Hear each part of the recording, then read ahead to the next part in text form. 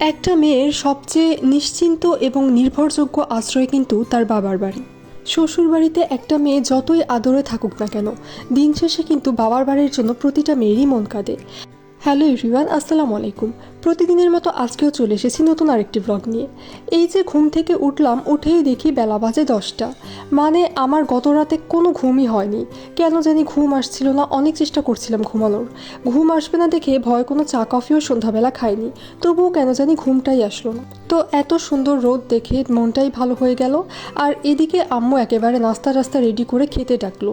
এই যে এত সুন্দর করে নাস্তা সাজিয়ে বলছে তাড়াতাড়ি খেয়ে নাও, 10টা বেজে গেছে। এদিকে আমার মেয়ে তো সকালবেলা কোনোভাবেই এত ভারী নাস্তা খাবে না, তাই ওর জন্য একটু পরোটা দিয়ে ডিম ভেজে দিচ্ছিলাম। আর রান্নাঘরে গিয়েই দেখি আম্মু আজকে আবারও কেক বসিয়েছে। আর এই কেক বানানো নিয়েই যত বিপত্তি। আয়াত কেক খেতে অনেক বেশি পছন্দ করে, তাই আম্মু দেখা যায় একদিন পরপরই একটা করে কেক বসায় ওর জন্য। তার সাথে সাথে আমিও খাই। আর আজকে কেকটা বসানোর সাথে সাথেই গ্যাস চলে গিয়েছিল। এই যে দেখুন, কেকটা কিন্তু খুব বেশি ফ্লাফি হয়নি আজকে। সিলিন্ডার গ্যাস আমার নতুন করে আসার পর বাকি কেকটা শেষ করতে হয়েছে। তো এর মধ্যে আমি কেকগুলো পিস করে একটু বক্সে করে রেখে দিচ্ছিলাম। এখন বাজে অলমোস্ট 12টার কাছাকাছি। নাস্তা করার পরেও অনেকটা সময় এখানে চলে গিয়েছিল। এর মধ্যেই আম্মু আবার নুডলস রান্না করে দিয়ে গিয়েছিল। আর আম্মুর হাতের নুডলস এত বেশি মজা হয়। আমি নুডলসটা খেতে খেতে একটু আম্মুর সাথে গল্প করছিলাম।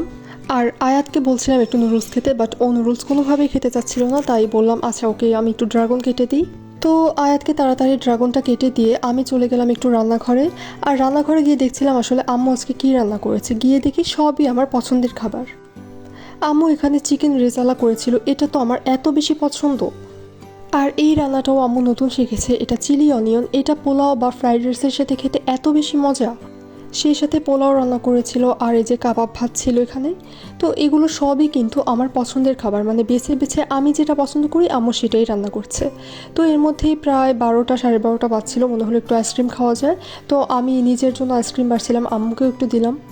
গত 2 দিন ধরে কিন্তু ভালোই গরম পড়েছে। আসলে এই কনফিউজিং ওয়েদারগুলো আমি